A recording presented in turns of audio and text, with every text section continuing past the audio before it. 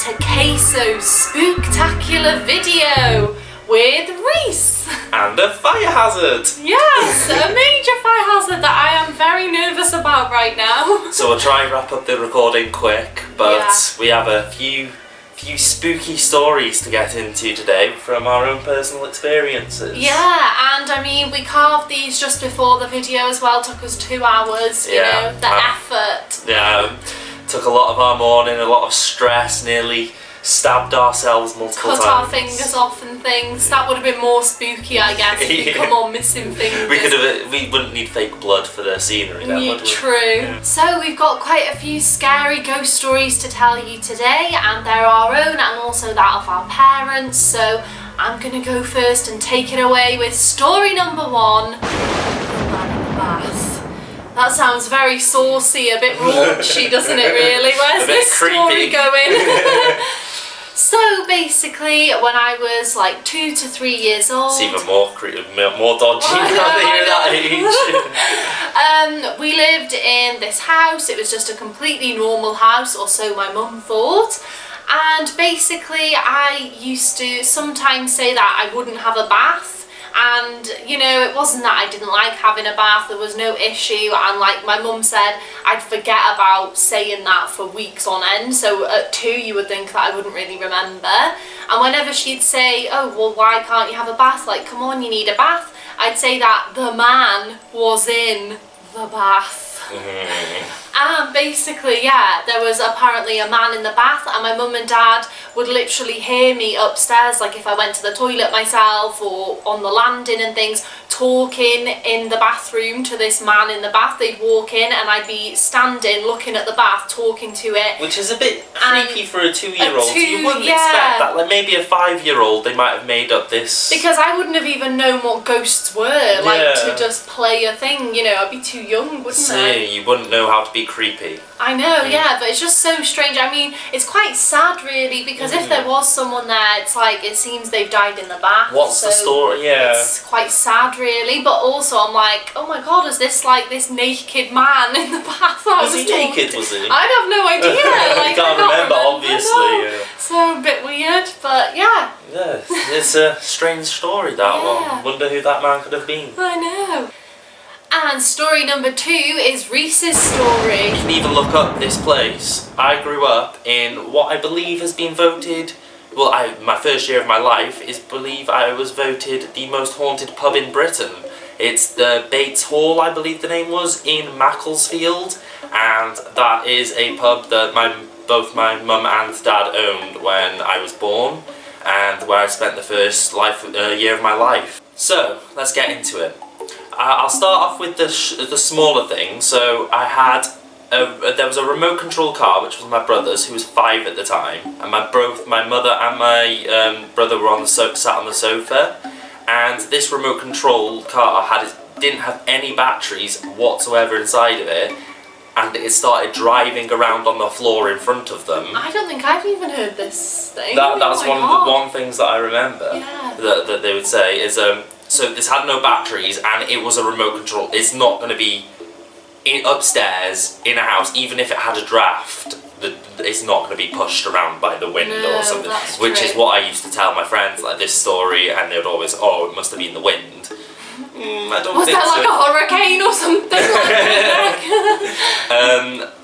There was times when my mum would go into the kitchen. The whole place had been shut. It was just my mum in the downstairs area of the pub, which had been shut. So she'd go into the kitchen, pick up something that she needed. She'd come out, and the chairs would be stacked in a pyramid on the tables. Well, I mean, there's a helpful ghost by the sounds of it. Like, I've got this, don't worry. So she would go in, the chairs would be just normally tucked in, and she'd come out, didn't hear a noise, and they'd be stacked on the tables. Oh my god. This was especially creepy for my mum. She left me outside in my pram when she went into the kitchen. Again, the place was closed, so we were about to head out, and she just had to pick something from the kitchen. She came down. I was a baby, so I couldn't have done this myself. I was completely cocooned from head to toe in my blanket. Did you have breathing space? I'm not sure. This is what This is what she told me. The last big thing that I have from this, there's obviously little other things that always happens, but this was the thing that we always remember the most. Well, I don't. My mum was still pregnant with me at this time. But she was sat, again, the pub had closed, it was only her and her friend sat having a drink after closure, just chilling out basically. And there's like a platform and there's a wall, like, you know, like the wall had been taken out sort of thing, so it was just a room, but now it'd been opened up, but they still had two half walls either side. Okay. And she saw a monk, somebody that she saw as a monk. So you know how they would have their hair in like a circle and the bald spot in the middle, and in their brown cloak. So it's you know, medieval time. Walk across this platform, and so that was like one of the things that creeped her out. But there is some. She's like, the pub's closed. Like, excuse me, get out. But there is some actual backstory to this, as this pub was a place where back in the 1500s when Henry VIII was in charge, he basically decided to put a war on Catholics, and when all the Protestants became a thing and everything. And this was a pub where monks would come, or like a tavern or an inn or whatever it would have been back then, where they would have come from their monasteries and from their churches. They would come through tunnels because they were obviously being killed. All the monks, they were being slaughtered and massacred. They would escape through their tunnels, and our pub, which we lived in, was one of the places where the tunnels would come out. Oh my god. And this was, so obviously maybe a monk has come through this tunnel. Yeah. And, you know, one of Henry VIII's henchmen or whatever found this monk here, and they killed him there or something. Oh my god. So that. And did your mum know about that though before it happened, or did she find out afterwards? I'm pretty sure she found out afterwards. I've never really asked her that And question. what's the pub called again? The BATE Hall, I believe, in Macclesfield. And you can literally look this up on Google. There's articles. Multiple articles about owners that have lived there now and recently that they've obviously got in touch with the press, and there's all different stories about specific ghosts that allegedly are living there. There's multiple, so it's really interesting. And one evil one apparently, or mischievous one at least. So that's really interesting. Yeah, and it's a shame really that like both of those stories we can't actually remember because we were too little. We've always been meaning to go to this pub, haven't we? Yeah, we've always said we want to go get some food and sort of see what it's like there and things. Because my mum definitely said it had a spooky feeling there. Did she like living there? It was kind of fun, they said, but she definitely had a chill while she was working there. So did my dad and so did my brother. So story number 3 is The Soldier. And basically The Soldier, this is a story that my mum has told me from when she was a teenager. So my mum used to have her own horse, and she used to have to go up to the field at like 5 in the morning, and then she'd go after school as well to muck out the horse and like brush the horse, feed the horse. So it was really a lot to do, and she just went on her own once she got to about 12-13, and it was up these really long windy lanes. And this was during the winter, and she was walking back, so it was already dark. She'd gone after school, she was on her way home, and it was dark. She was just walking down the lane, nobody in sight. This was, bearing in mind, like the 80s, you know, early 90s, so there wasn't many cars or anything like that even coming up just there at that time. Side road. Yeah, exactly. So she was walking down the road, and then she went round the corner, and there was a man walking in front of her. And she thought, oh, like, you know, that's weird. She didn't normally see people walking on the lane like it was about dusk at this time. At that time of night. Yeah, it was like dark, like going dark, but you know, you could obviously see people. A spooky time. Yeah, exactly. And the man was dressed in like full army attire. So again, she thought that was very weird, like, you know, just in the middle of nowhere where my mum lived, there's some soldier like dressed in his army gear walking down the lane. And there's no barracks around or anything like that. No, nothing like that. So she was like, that's really weird.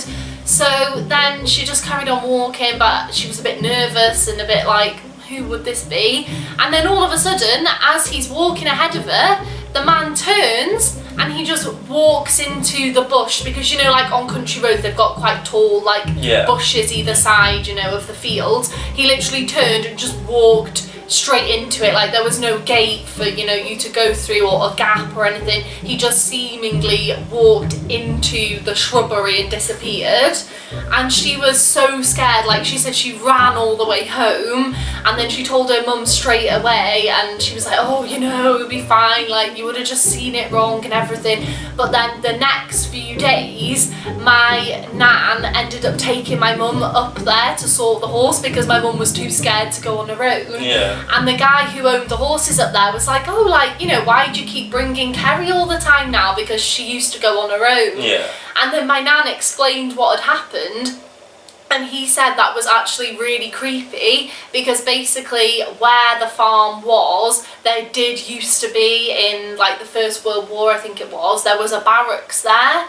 So there were soldiers literally training and living there and everything. And my mum, like as a young teenager, had no idea about this. My nan didn't know. How would you? It was only the man at the farm who, you know, told them what had like that was there. So. And I guess where he cut through the bush, that's where he would have cut in to go to the barracks, and it's being covered up. And he's just like, I don't care. I still go this way. Bushes don't matter to me. Exactly. So I find that story like really like weird, really creepy. Yeah, it is a bit weird, especially your mum followed him for a while. Yeah, exactly. It wasn't just like, oh, a glimpse, you know, she was walking and he was ahead of her for quite some time. Because you get these ghost stories where it's in the peripheral, and they're not sure. And that was the same with my story. My mum saw the monk, it wasn't a peripheral. Yeah, literally saw him walking past. It's a strange one, that, isn't it? Both spooky.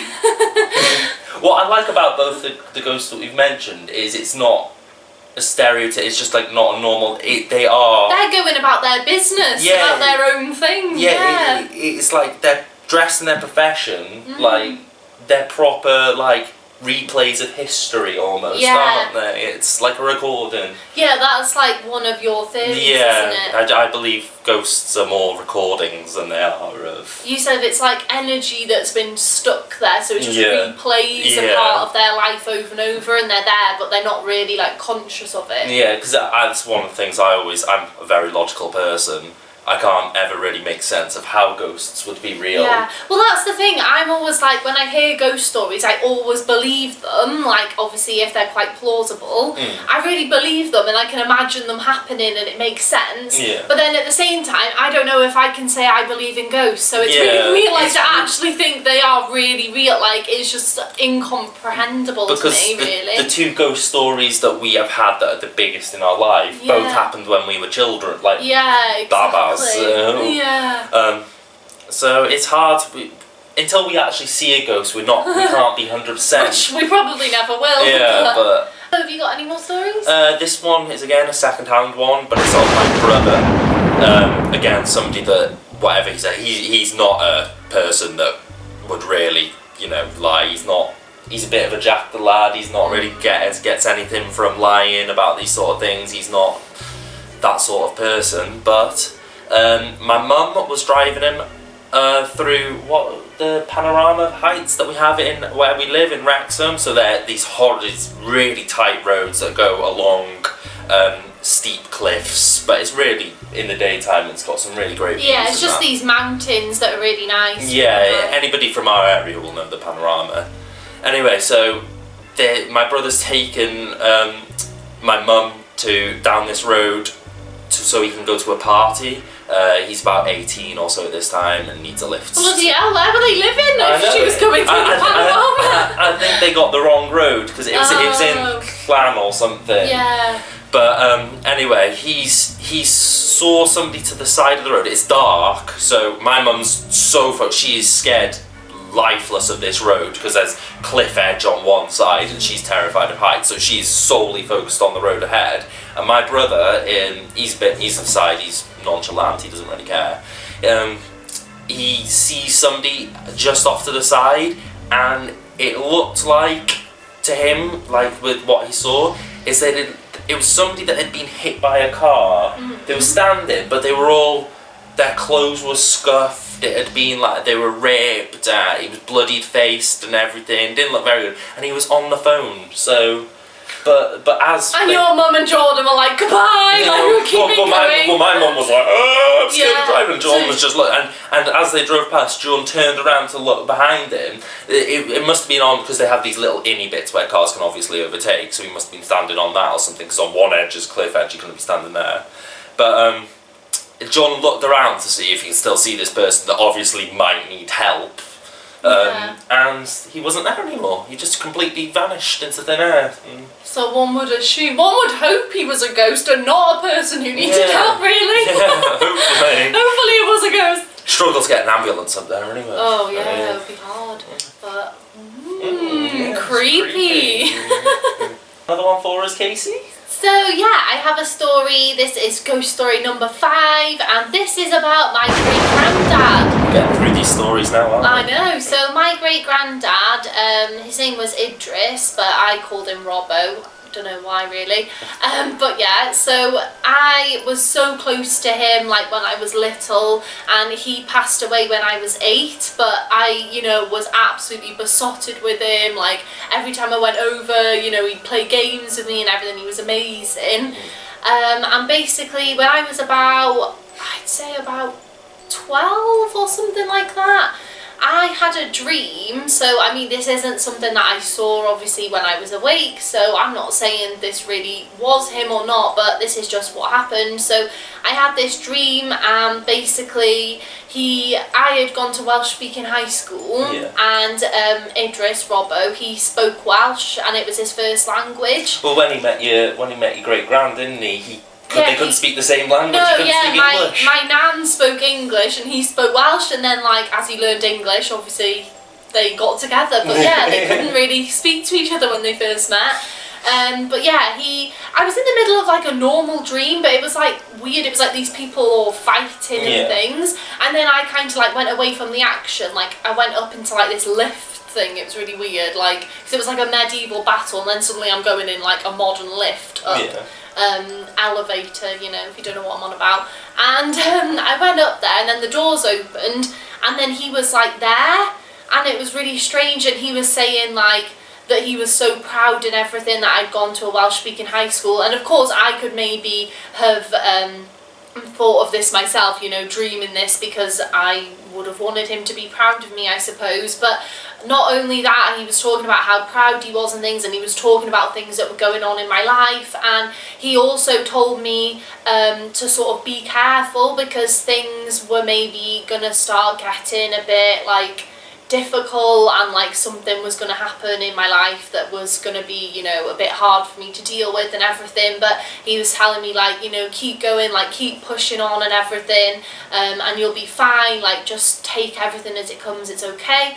And it was really weird, because like I now, like as I'm saying it though, I can't remember exactly what it was, but 100% like something, I think it was like in school with friends, and but like quite a big thing happened, and it happened literally like the following week, and you know, it was something that I wasn't anticipating at all, and it just, as I say, I was so much younger than I am now, but I've told my family like in detail what happened when I'd had the dream and the things he was saying and things, and it really like matched up to what then happened like in my life, and it was really, really strange. So you can't exactly remember the full details? Not you were right 12. now, like at the time obviously I did. At the time you explained it to your parents, and they agreed, oh that is... exactly. You know, like I even told my nan, who was, you know, his daughter, my great nan, his wife, so I told them about it, and like just things he was saying, and then also things about this thing that ended up happening. Like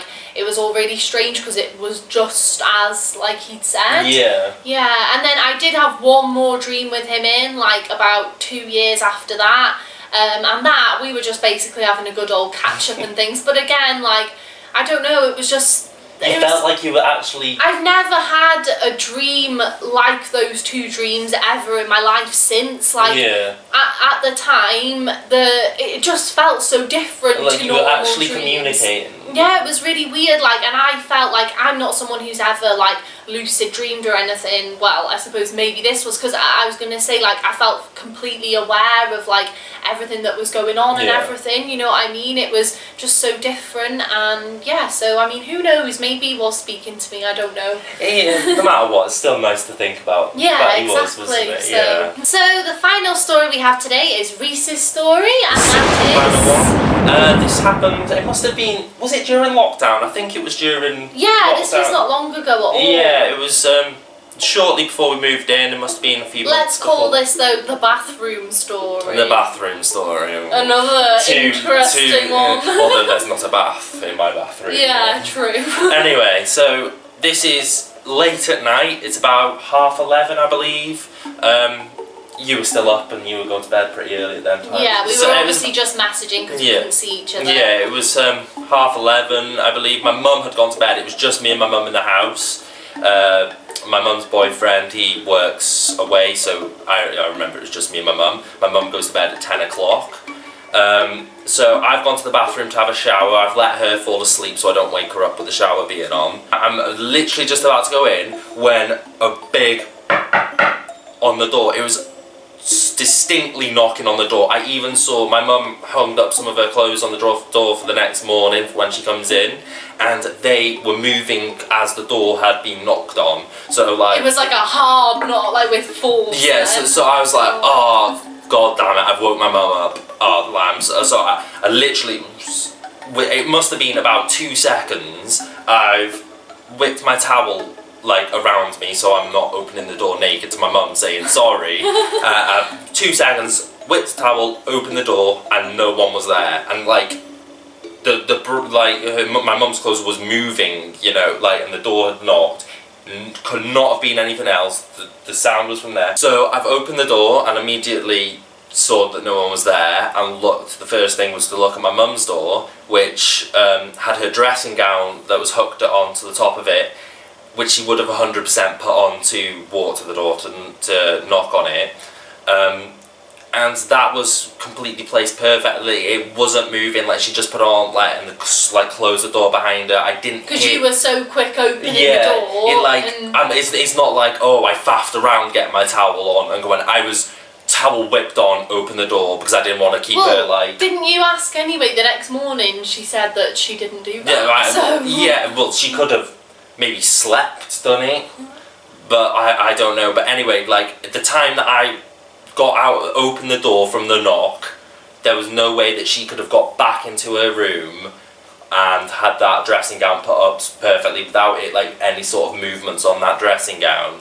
And also I heard no footsteps, and there's a really creaky part of the floor in between her room and the bathroom that would have made a noise had she which she would have stepped on. So I was completely baffled. I messaged you straight away. He messaged me like, oh my god, oh my god, oh my god. Yeah, it was proper, It wasn't scary. It was almost exciting because it was like, yeah. I'd immediately gone through all the possibilities in my head, and there was just no way that it could have. I'm certain I was not mistaken. Yeah. It was a knock, Yeah. and so that was probably my own personal most unexplained moment of my life. Yeah. Which was in a house which my mum had previously said that she saw a little boy ghost twice.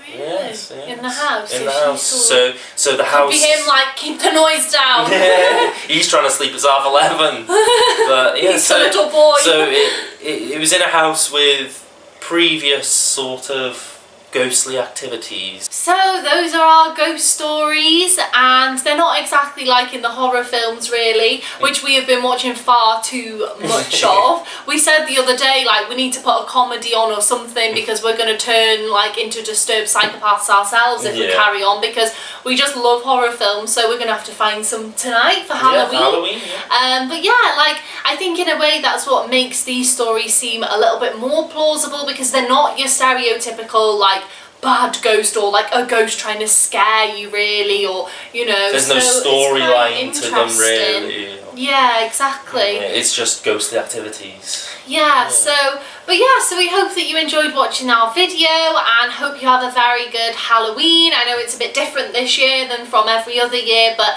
I hope you make the most of it, and thanks so much for watching, and we'll see you again soon. Thank you. So happy Halloween! Hope you can sleep at night. Yeah, spooky. Bye!